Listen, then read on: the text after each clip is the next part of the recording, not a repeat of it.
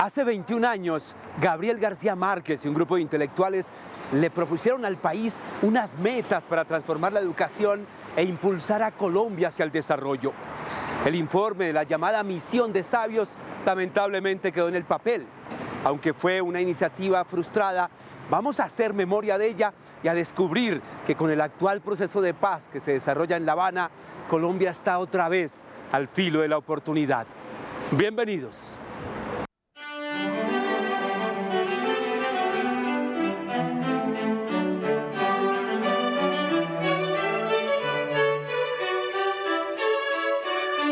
La presencia de Gabo fue muy especial, porque Gabo todo lo que tocaba lo convertía en magia.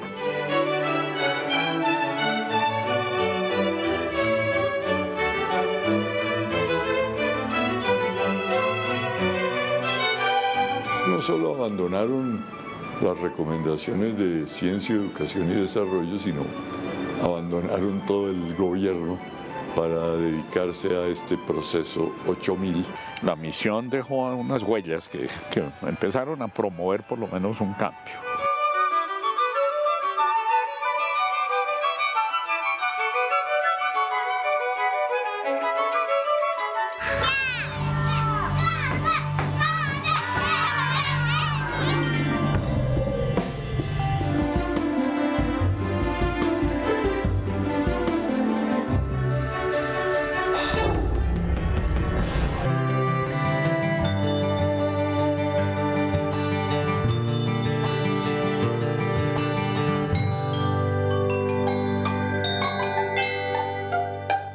En tiempo del profesor Rodolfo Ginás, cuando empezó a ser muy famoso como neurólogo, le empezaron a dar condecoraciones y todas esas cosas, le reclamó al presidente Gaviria que por su preocupación por la Constitución nueva, la ley de universidades, la ley general de educación, no había hecho nada por la ciencia.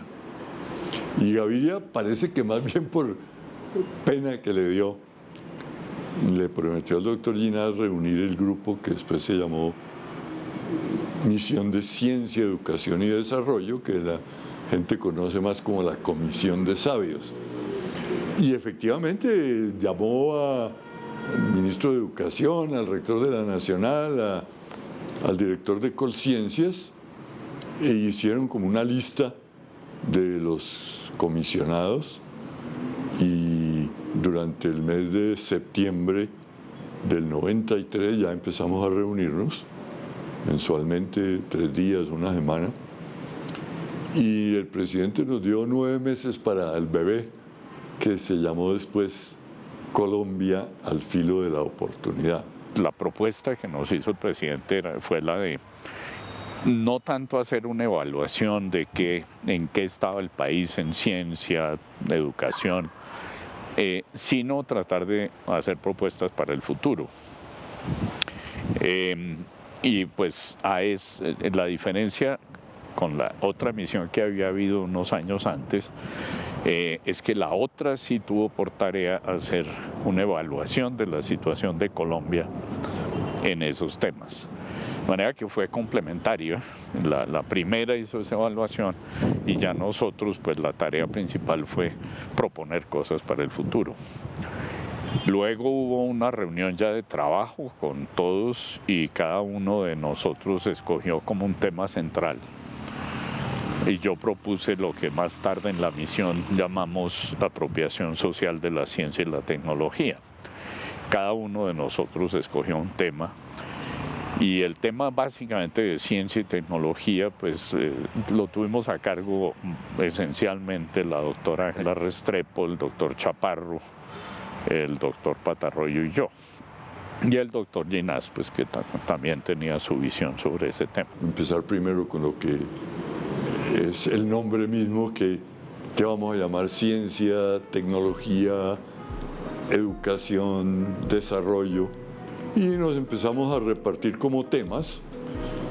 Fue importante la idea del doctor Rodrigo Gutiérrez y del doctor Eduardo Aldana, que además de ciencia y educación, hacía falta como otra pata para el trípode, que era precisamente las organizaciones como Colciencias, como el Ministerio de Educación, las universidades, los colegios, y que no se podía lograr el desarrollo con solo ciencia y educación, sino que había que poner ese tercer vértice de esa pirámide, las organizaciones que llamamos las organizaciones que aprenden o que comprenden, o las organizaciones del conocimiento, y por eso nos repartimos esos temas, encargamos algunos estudios a otros colegas, y de ahí salieron después 7 volúmenes de estudios, tanto los que hicimos los comisionados, cada uno por su cuenta con su equipo, como los que se hicieron por personajes de la ciencia, la tecnología, la educación, que contratamos para esos capítulos. En ese momento lo que yo había pensado era mirar todos los procesos de divulgación, de popularización de la ciencia, digamos orientados hacia tratar de promover un cambio cultural, buscar que la ciencia y la tecnología pues sean importantes para el público, para la sociedad, que entren a ser parte de la canasta familiar, como lo dijo García Márquez en la proclama inicial. Entonces, digamos, la propuesta fue esa, y en ese sentido fue que trabajamos con mi grupo. Cada uno de los comisionados tenía un grupo asesor directo. Y entonces en el trabajo nuestro incluimos todo lo que tiene que ver con divulgación científica, periodismo científico, museos de la ciencia, etcétera, etcétera. Y construimos una serie de propuestas en ese tema. La única mujer que se escogió para la misión fue Ángela Restrepo, una bióloga antioqueña que era profesora de posgrado y directora del Centro Internacional de Biología, y una persona muy conocida en el exterior, poco conocida en Colombia. De saber que la potencialidad que tienen los niños nuestros y los jóvenes de acercarse a la ciencia es muy grande, y que en gran parte se fundamenta y se afianza con visitas al Parque Explora. El profesor Marco Palacios había sido rector de la Nacional y historiador muy ilustre. Después estuvo el doctor Rodrigo Gutiérrez como de la Fundación Corona, como la empresa que invertía más en ciencia y tecnología, y el doctor Fernando Chaparro, sociólogo, que había estado también en el exterior con la FAO y era muy conocedor de lo que es la sociología de la investigación y de la inversión en ciencia y tecnología. Y pues como coordinador me eligieron a mí más por estar en la Universidad Nacional y ser muy amigo del rector de la Nacional y del rector de la Javeriana. Pues estuve también como comisionado. Fue para mí como hacer varios posgrados a la vez. Por supuesto, fue un gran honor ser miembro de la misión, al lado de las personalidades que ustedes podrán ver allí. Sobre todo la presencia de Gabo fue muy especial, porque Gabo todo lo que tocaba lo convertía en magia. Entonces los medios de comunicación se impresionaron con esa misión, la llamaron la misión de los 10 sabios. Y yo creo que nunca he conocido una misión o una comisión que despertara tanto interés y tanto entusiasmo de las personas. Gabo nos dijo: yo no sé nada de educación cuando llegó a la misión, pero les voy a poner mucha atención a ustedes. Y me comprometo a escribir especie del prólogo de la misión. Y ese fue el documento que conmovió a Colombia, por un país al alcance de los niños, que vale la pena leerlo. Es muy, muy bello esa introducción de Gabo. Pero él participaba, claro que participaba. Él tenía ese sentido de lo que es la importancia, nos daba buenos consejos, a veces intervenía cuando había diferentes posiciones, y siempre su presencia era como un imán para llevar las cosas adelante. Yo creo que todos los que estuvimos allí ganamos mucho con tener a Gabo en la misión. La ciencia en Colombia pues la representaron más que todo el doctor Eduardo Posada y la doctora Ángela. Desde el punto de vista humano, de la dificultad que hay en todos estos grupos de personas tan ilustres y tan inteligentes, pues hubiera sido imposible para mí coordinar el grupo sin esa delicadeza y esa diplomacia de la doctora Ángela, que además tenía toda la autoridad para ser la científica más citada y más conocida de Colombia, pero al mismo tiempo la prudencia y la delicadeza de manejo de los conflictos y las relaciones y los choques y las rivalidades que se presentan tan fácilmente entre los académicos, de manera que fue el alma de la misión. Terminó la misión y se empezaron a trabajar en varios proyectos. Yo me dediqué a uno en especial, el que ha sido mi recomendación. Siempre he tenido una gran preocupación, que la concentración de las oportunidades, de los recursos en unas pocas ciudades tiene un doble efecto negativo. Por un lado, esas ciudades crecen muy rápido, caso Bogotá, y cuando una ciudad crece muy rápido, no tiene tiempo para organizarse, y entonces se desorganiza. No es el tamaño de la ciudad, es la tasa de crecimiento de la ciudad lo que vuelve muy difícil hacer las cosas. Y lo otro es que al crecer las ciudades y atraer el talento, sobre todo la juventud, la provincia queda sin talento y se atrasa y no puede lograr su desarrollo. Pues nosotros ya le habíamos prevenido al presidente Gaviria que entregábamos el 20 de julio para que él se fuera el 7 de agosto. Entonces hicimos como una especie de empalme con las dos campañas, la de Samper y la de Pastrana, para que cualquiera de los dos que llegara pues pudiera estar ya empapado de las recomendaciones, iniciara su plan de desarrollo con ellas. Y encontramos, por supuesto, muy buena acogida en ambos. Cuando ya se definió las elecciones y ganó Samper, entonces ya empezamos también a trabajar más directamente con el equipo de planeación, de Hacienda, de Colciencias y Presidencia. Y el presidente Samper nos dijo, bueno, ¿quién de ustedes quiere dirigir a Colciencias? Y escogió al doctor Fernando Chaparro como director de Colciencias, le consiguió un buen préstamo, el BID 3 para Ciencia y Tecnología. Al doctor Rodrigo Gutiérrez, al doctor Aldana les aceptó la recomendación de hacer un centro de investigaciones en calidad y se inició ese grupo. El mismo presidente iba, Luis Bernardo Flores lo nombró de director, que después fue gerente de Ecopetrol, y todo empezó como muy bien.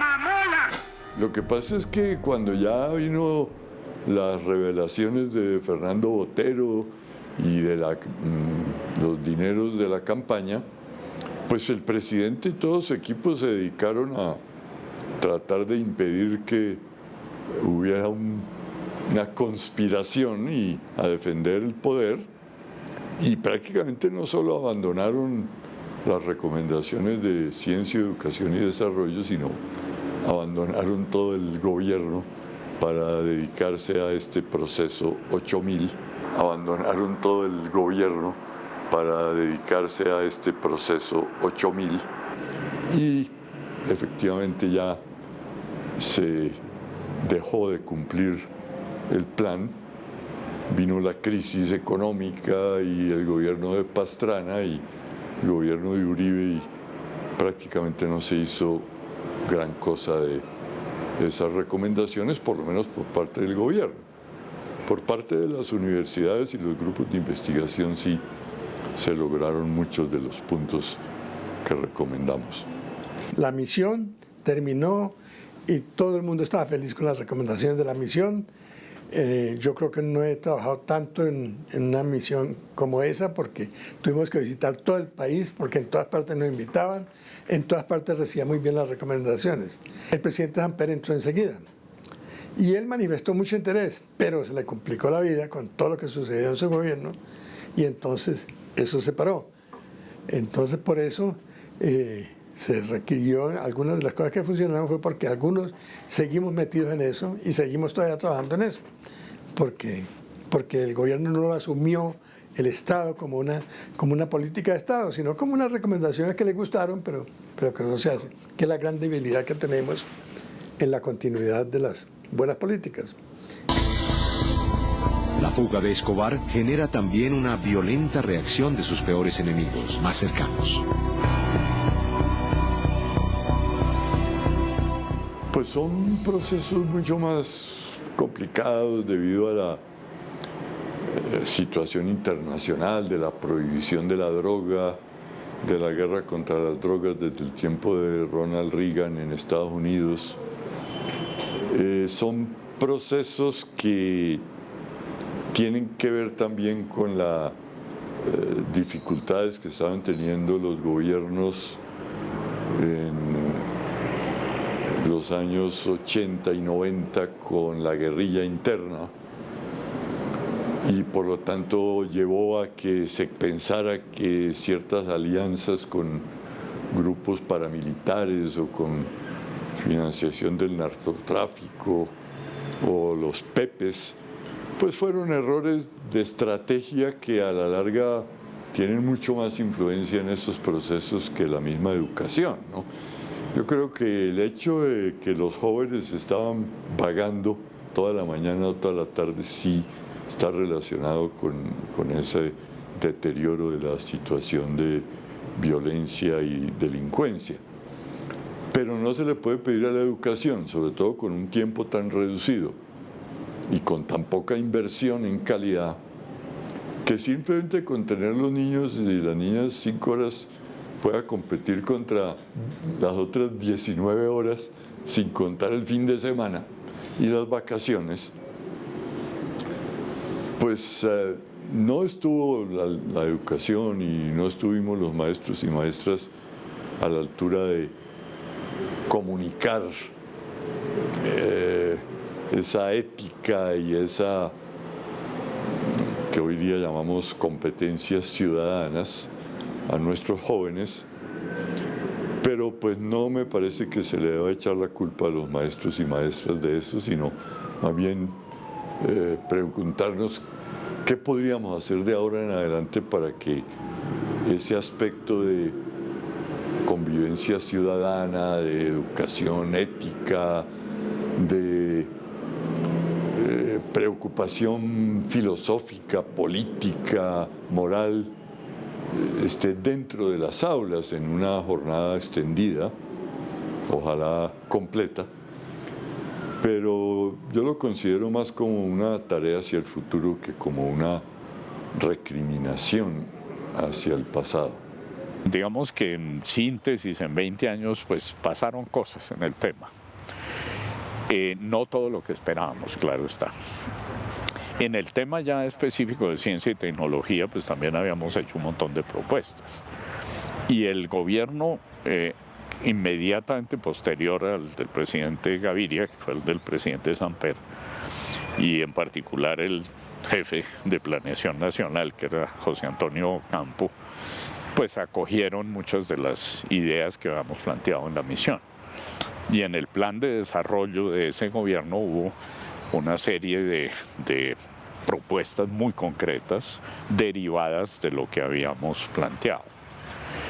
Ahí desafortunadamente se nos atravesó una coyuntura política y económica muy difícil que vino después, y eso hizo que esas buenas intenciones iniciales del gobierno pues no se pudieran llevar a cabo completamente, ¿no? Pero sí hubo una intención, por lo menos. Nosotros habíamos hecho propuestas en inversión, en formación de investigadores, en un montón de temas de esos, modificar los indicadores relacionados con ciencia y tecnología. Y pues el asunto se demoró mucho en despegar, precisamente por lo que mencioné. En el corto plazo no arrancó. Pero posteriormente ya en este siglo, ¿no? Es decir, en los últimos 10 años las cosas empezaron a acelerarse. Y hoy pues Colombia ya cuenta con un número importante de investigadores, la inversión ha subido, todavía está lejos de lo que habíamos propuesto. Nosotros habíamos propuesto una inversión en investigación y desarrollo del 1% del PIB por lo menos, y subiendo al 2% después. Y eso no se ha logrado. Número de investigadores, todavía estamos lejos de la meta, pero ha habido un crecimiento que no se puede negar. Y si uno mira las tendencias en los indicadores, pues son todas muy positivas. Yo creo que hemos mejorado, pero no lo que deberíamos haber mejorado. Es que debemos tener prácticamente una terquedad para cuando definimos una cosa, seguirla haciendo, no importa que cambien los gobiernos.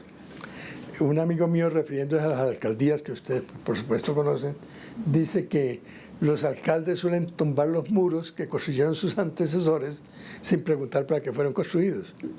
Y entonces, si nosotros miramos lo que sucede en el país, es que en la parte de administraciones municipales, departamentales y aún nacional, como que no le damos continuidad a las cosas. Estamos siempre mirando como la parte mala y no mirando la parte buena que vienen de todas esas iniciativas y tratar de mejorarlas muchísimo. Yo creo que es algo que tenemos que cambiar en las costumbres. Por eso no nos hemos movido tanto. Pero yo creo que siempre hay la oportunidad de empezar a hacer las cosas que necesitamos. Sobre todo uno como que empieza a actuar cuando las necesidades se vuelven muy grandes.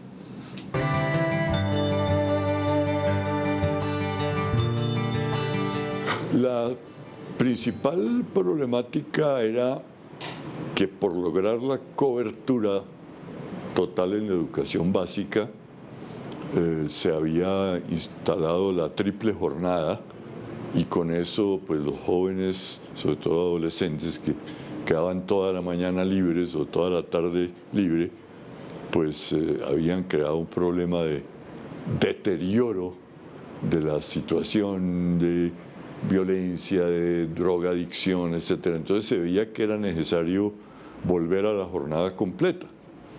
Y precisamente durante el tiempo de la misión salió la ley 115 de 1994 que volvió a ordenar que se hiciera la jornada completa y 20 años más tarde no hemos logrado hacerlo. La misión recomendó que en cada departamento, en cada especie de provincia dentro de cada departamento, se creara un instituto que la misión llamó Instituto de Innovación Regional, que tendría 3 funciones: abrir amplias oportunidades de educación para los jóvenes, contribuir al desarrollo económico y empresarial de esa región y ayudar a que la región adquiriera la capacidad de manejarse a sí misma.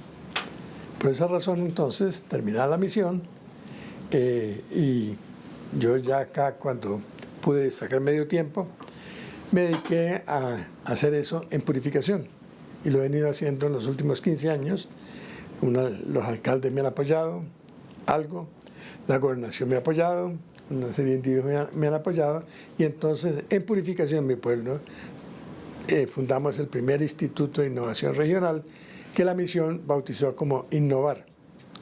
Otro problema que había era más con la educación superior, es decir, aquí no había doctorados, se tenían que ir a los estudiantes de ciencias a sacar su doctorado en el exterior y muchos de ellos no volvían o volvían y no encontraban aquí buen ambiente de investigación.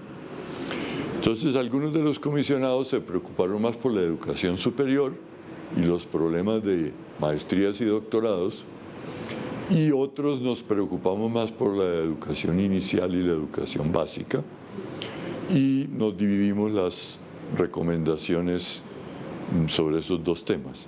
Y tantos años después, ¿qué de esto es válido? ¿Qué debemos cambiar? ¿Qué debemos impulsar de verdad?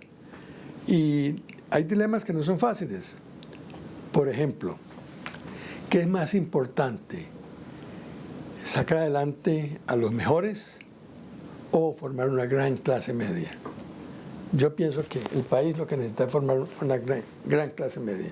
Todos los que estamos aquí, ustedes, mi persona, que seamos capaces de pensar bien, que tengamos mucho amor por el país, que estemos dispuestos a contribuirle al país.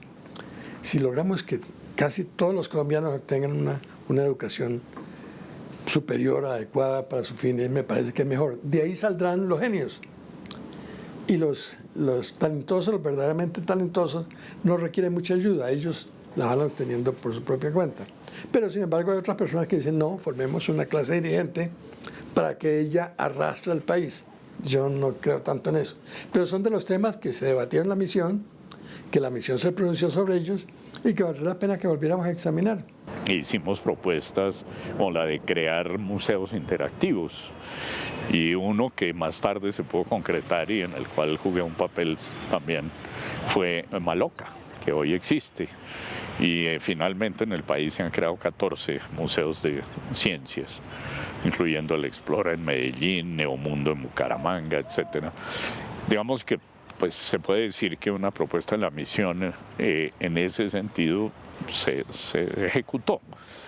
Otras actividades como que se propusieron en ese entonces, aumentar las revistas de divulgación científica, los programas de televisión, todo eso ha corrido con una suerte variable. Pues después de hacer los diagnósticos, que son como la primera parte del tomo de Colombia al filo de la oportunidad, veíamos que la problemática era tan amplia que habría que, más bien que hacer recomendaciones muy específicas, es hacer como grupos de recomendaciones para que algún ministerio, alguna institución como Bienestar Familiar o como el SENA o como las universidades o Colciencias se encargara de llevarlas adelante. Entonces se separó lo que llamamos educación inicial de 0 a 6 años, que sería Bienestar Familiar el que estaba más encargado de eso. Después la educación básica, que planteamos ya entonces que debía ser de 12 grados, como en casi todos los países. Y eso sería, puede ser responsabilidad del Ministerio de Educación. Se estaba adelantando la Ley 115 en el Congreso.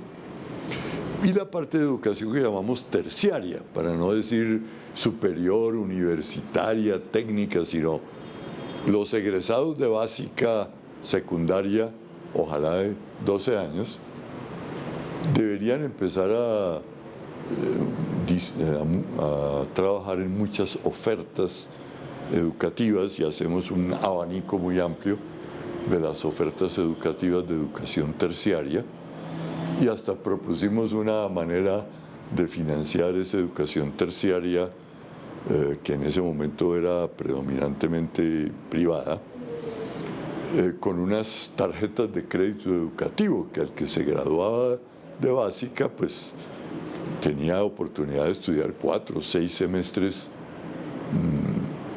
financiados por el Estado, pero en la institución que mejor ofreciera lo que se necesitaba.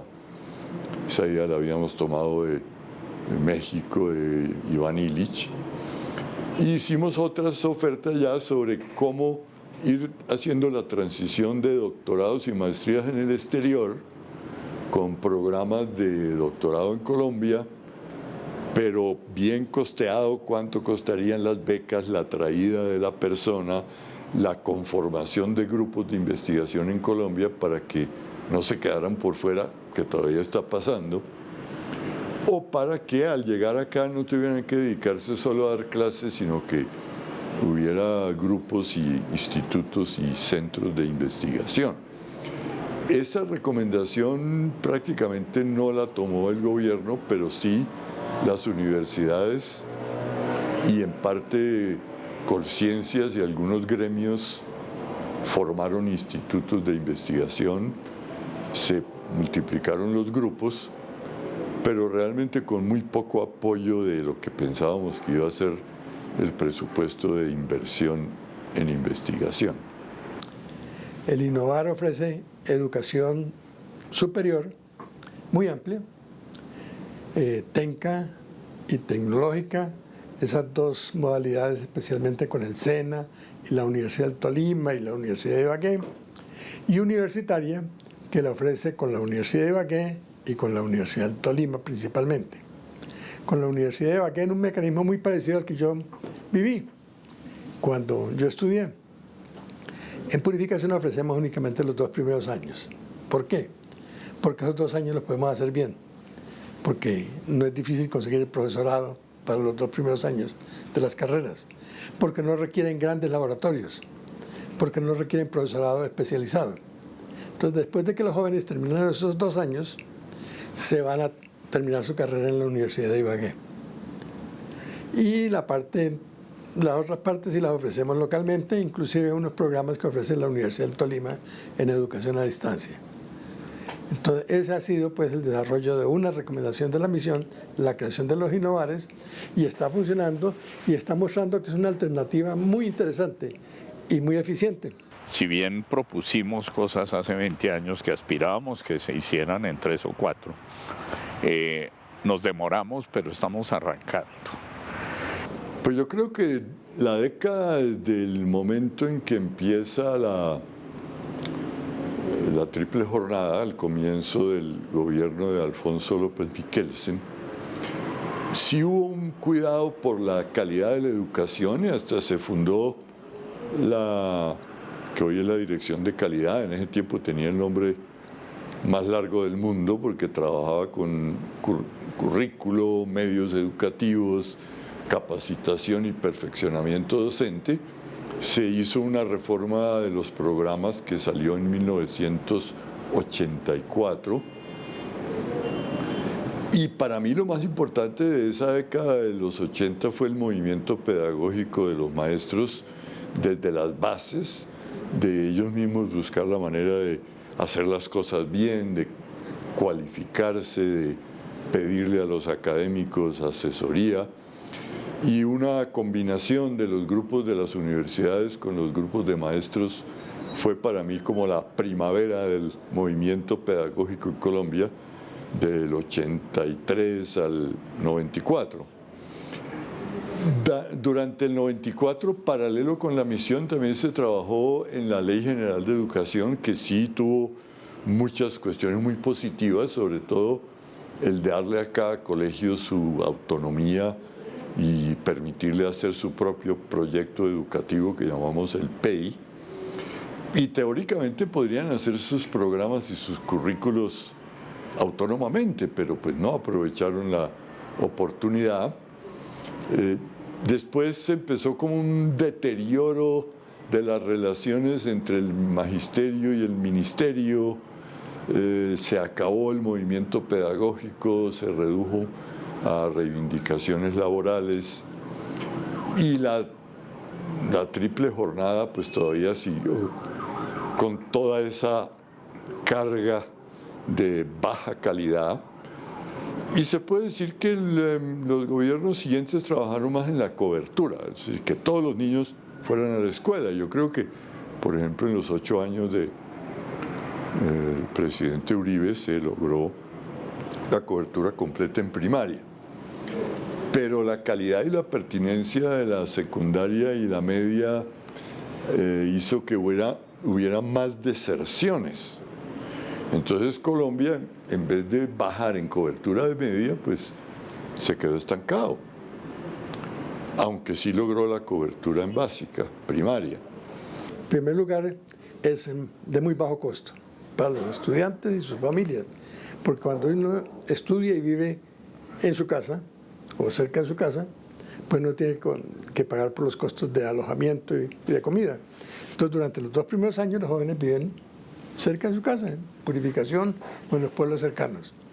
Ya cuando se van a Ibagué, ya se pueden ir con crédito del ICETEX y la Universidad de Ibagué los ayuda en muchas formas. Pero lo otro que es muy importante es que ellos no se gradúan como en una institución pequeñita, incipiente, sino que se gradúan en la Universidad de Ibagué, al igual que sus compañeros de la Universidad de Ibagué que empezaron allí. Entonces ellos se gradúan en programas con acreditación de calidad y obtienen pues todos los beneficios de ser así. Eso era hasta hace hasta hace unos años como lo que nosotros decíamos que iba a pasar. Pero el año pasado y se está empezando a hacer realidad. Ya este año se gradúa ahorita, en febrero, la primera ingeniera industrial de ese programa en la Universidad de Ibagué. Y para refrendar la situación, esa ingeniera va a ser la directora del Innovar en Purificación. De manera que empezamos a mostrar que las cosas se cambian. El aumento del número de investigadores, etcétera, pues obedece finalmente a que el entorno ha mejorado. Pero ya, digamos, si queremos dar un salto más grande, hay que entender que hay que invertir mucho más. Colciencias tiene un presupuesto muy reducido, más del 60% de ese presupuesto se va en financiar becas de doctorado. Me parece muy bien formar doctores, pero también hay que darles herramientas para cuando estén formados, para que puedan trabajar. Yo no saco nada con formar un doctor con recursos nuestros para que finalmente se vaya a trabajar en el exterior o que termine aquí desarrollando actividades que no corresponden a su formación. Y los proyectos de investigación son cada vez más demandantes. Recientemente, hace ya 2 años, se aprobó una reforma constitucional que finalmente va también en una dirección que nosotros habíamos planteado, y era buscar recursos estables para la ciencia y la tecnología. Y el gobierno del presidente Santos, el gobierno anterior, había propuesto ya empezar algo en esa dirección. Y se propuso y se llevó a cabo y quedó aprobada una reforma constitucional según la cual el 10% de las regalías mineras, petroleras, etcétera, deben destinarse a investigación y desarrollo en las regiones. Es una muy buena iniciativa porque va a contribuir al desarrollo regional y a tratar de cumplir con los mandatos de la Constitución del 91, que en ese sentido es muy clara. Entonces, me parece que es una buena medida. El proceso arrancó, llevamos apenas 1 año y medio con proyectos y 1 año en ejecución. Hay algunos proyectos de primer nivel, otros menos, pero yo creo que es un proceso de aprendizaje y tenemos que ajustar las cargas, pero puede ser una muy buena estrategia porque las regalías pues van a perdurar, espero. No, que el precio del petróleo se cayó, pero va a haber regalías por un rato. Yo creo, y lo pongo en una frase y después le explico por qué, que lo grave no es la fuga de cerebros, lo grave es la fuga de corazones. Entonces, en purificación, por ejemplo, a mí me dicen, de todos estos muchachos que se van a terminar ingeniería aquí en este esquema, muchos irán para Bogotá y Medellín u otras capitales a trabajar. Entonces, ¿usted qué piensa de eso? Yo digo, bueno, yo prefiero que ellos se vayan como ingenieros a trabajar en Bogotá, Cali o Medellín y no como mensajeros. Pero lo que sí quiero es que no se les fugue el corazón, que ellos sigan pensando en su pueblo, buscando cómo ayudarlo, buscando cómo contribuir a su desarrollo económico. Lo mismo nos pasa en Colombia. Lo grave no es que se vayan nuestros científicos, lo grave es que se desvinculen totalmente, porque figuras como nuestro compañero en la misión, destacado científico, Rodolfo Ginás, él está por fuera de Colombia, pero él está en un punto en que el corazón lo mantiene acá y lo que él está haciendo no lo podría hacer aquí. Entonces yo sí prefiero que él llegue tan lejos como se merece llegar y que siempre esté con su corazón en Colombia. Realmente las recomendaciones de la misión pues se implementaban o no se implementaban o se dependían mucho del ministro de Educación de turno, con el agravante de que la universidad pertenecía al ICFES y a ASCUN. En ese tiempo no había viceministerio de Educación Superior. La educación básica le tocaba al ministerio, pero la educación inicial de 0 a 6 años, pues no se sabía si el ministerio debía haber preescolar o si eso era problema de bienestar familiar. Y yo digo que se presentó el problema de Salomón, y es que los niños de 4, 5, 6 años, ¿a quién le pertenecen? a Bienestar Familiar, al Ministerio de Trabajo o al Ministerio de Educación, ¿no? Entonces, como no se podían partir los niños en dos, ahí siguió una serie de problemas de descoordinación de la educación inicial con la básica, y lo mismo pasó con el SENA. El SENA pertenecía al Ministerio de Trabajo. ¿Cómo articular el SENA con el Ministerio? El SENA tenía más dinero, pero no quería colaborar con la educación básica. Se logró al fin alguna colaboración con la educación media, pero todavía no se ha resuelto tampoco esa transición entre la media y la terciaria.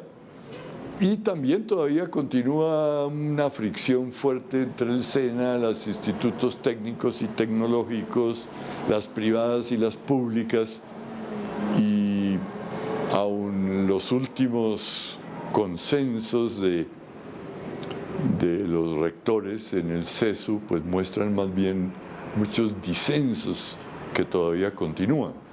Por eso prácticamente lo que se ha logrado en calidad, en investigación, en posgrados, ha sido por esfuerzo de universidades aisladas, muchas veces privadas.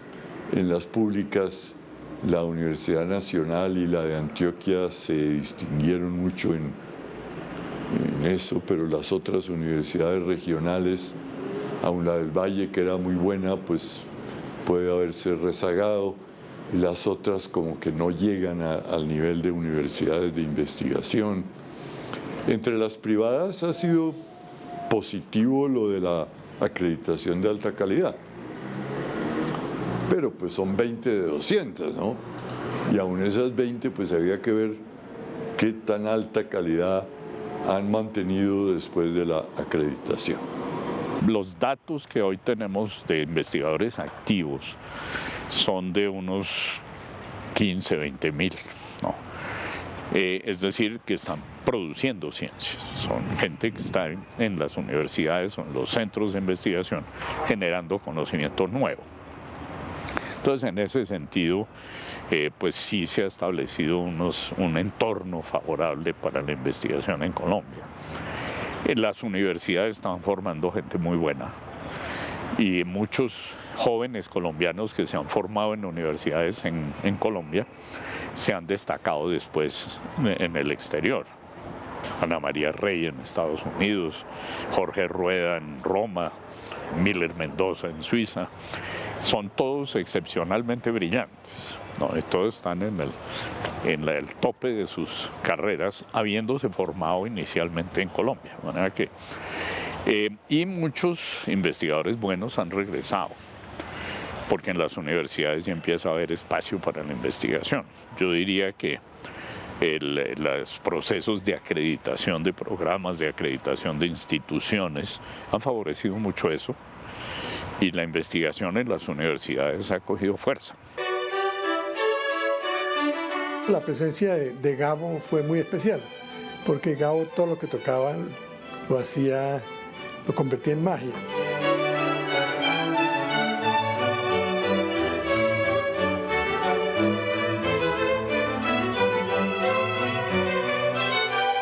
Esa pregunta de qué está pasando con la recomendación de la misión es muy interesante, y voy a empezar por el Tolima. En el Tolima, lo que se desarrolló en purificación, el innovar de purificación, ya se está replicando en Chaparral, en Honda y en un barrio alejado de Ibagué que se llama El Salado, más cerca de Alvarado. De manera que ya hay 3, y nuestra idea con la Universidad de Ibagué es trabajar en los próximos 10 años a tener unos 15 o 20 en el departamento del Tolima. Usted me preguntará, ¿por qué tantos?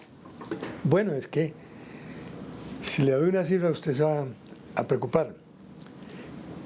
Jóvenes entre 17 y 21 años en el Tolima, que es la edad en donde deben estar estudiando después de terminar secundaria, hay más o menos unos 132.000 en el Tolima. Y de esos, recibiendo una educación más o menos apropiada, hay unos 22.000. De manera que quedan 110.000 que nunca terminaron primaria o secundaria, o si terminaron no lograron entrar a la universidad. 110.000. Eso es un número inmensamente grande. Y si contamos entre 17 y 31 años, que siguen siendo jóvenes, pues las cifras que uno obtiene son 300.000 jóvenes que están necesitando prepararse para vivir en el siglo XXI, porque el siglo XXI ya exige muchísimas cosas y ya los jóvenes tampoco quieren quedarse trabajando en las fincas descalzos, echando asadón y peinilla, y ellos quieren algo más relacionado con el mundo moderno. Entonces ese es el desafío. Entonces lo que nos estamos inventando en el Tolima para poner en práctica es un modelo que permita ofrecer esa educación con mucha calidad, mucha pertinencia y además con unos costos que son como más o menos la 10ª parte de lo que costaría esa educación aquí en Bogotá. Entonces, por cada uno que se eduque aquí en Bogotá, se pueden educar 10 en Tolima. Yo creo que sí estuvimos de buenas que en la campaña ocurrieran hechos como lo mal que le fue a los jóvenes de 15 años en las pruebas PISA, porque eso sí puso en la agenda pública el tema de la calidad de la educación. También el hecho de que el grupo Compartir hubiera encargado ese informe sobre la trascendencia de la formación de los maestros que trabajaron el doctor Perry, la doctora Sandra García y otros colegas. Eso también fue muy oportuno que saliera durante la campaña presidencial. Entonces eso obligó a todos los candidatos a pronunciarse, a prometer, así fuera por no dejarse quitar la bandera. Y también ocurrió ese fenómeno que se llama Todos por la Educación, que es un pacto promovido por grupos de jóvenes independientes de los partidos políticos o de las universidades.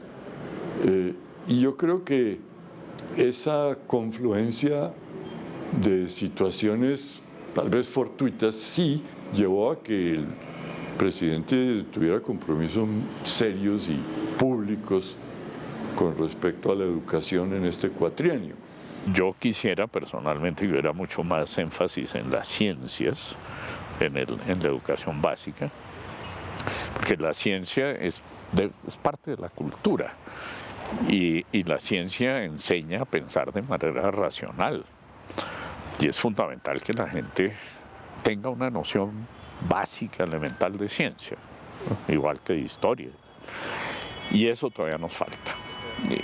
Tiene que darnos cuenta los colombianos de que el mundo moderno es producto de la ciencia directamente, que los teléfonos celulares no fueron un invento de Steve Jobs en una noche de inspiración, sino que son producto de un trabajo enorme que viene desde Einstein o desde Planck, y que sin esos trabajos no hubiéramos llegado a tener hoy un teléfono celular. El mundo moderno es fruto de la ciencia, y un país que quiera desarrollarse, que quiera tener un sector productivo, competitivo, etcétera, pues tiene que darle mucho énfasis a la ciencia y a la innovación.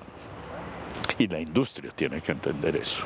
Carlos Eduardo Vasco hizo un trabajo extraordinario. Algunos le ayudamos un poquito, pero él se echó encima a escribir el primer volumen, que es como la síntesis de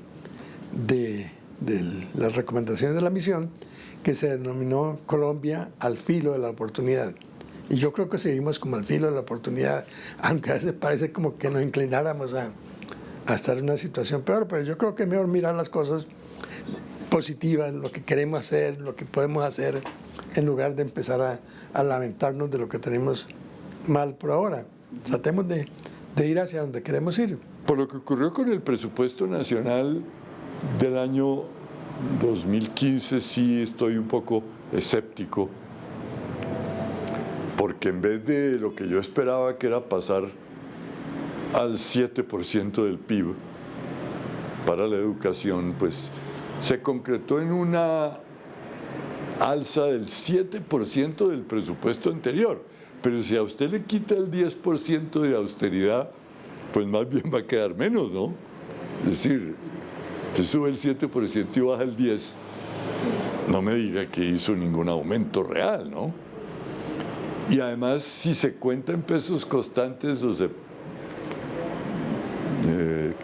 contabiliza la inflación, si esa inversión es a 5 años o a 4 años o a 3 años o para el año entrante, todavía hay muchas dudas de que se pueda lograr financiar estos programas. Por ejemplo, la ministra de Educación propuso 5 programas estrella para su ministerio y veo que para el año entrante no va a tener mucha financiación, ni para las becas, ni para la jornada completa, ni para la educación técnica y tecnológica, ni para las becas universitarias y programas de primera infancia, etc. Yo creo que lo principal es propongamos alguna prioridad. El maestro Darío Chandía se enfurecía cuando le hablaban de prioridades.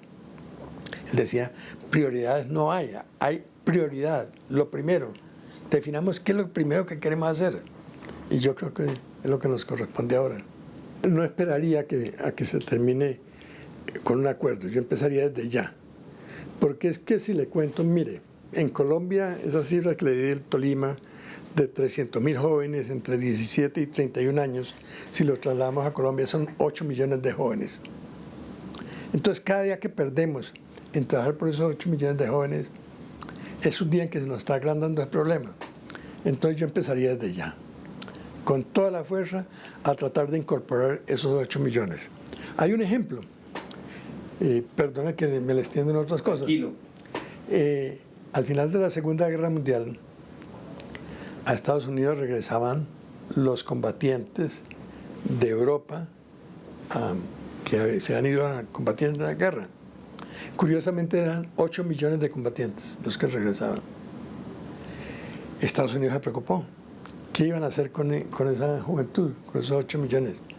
E iniciaron unos programas de educación con becas para esos que llegaban, de ayudarlos a crear su propia empresa una vez que tenían cierta capacidad, si se casaban con crédito para vivienda.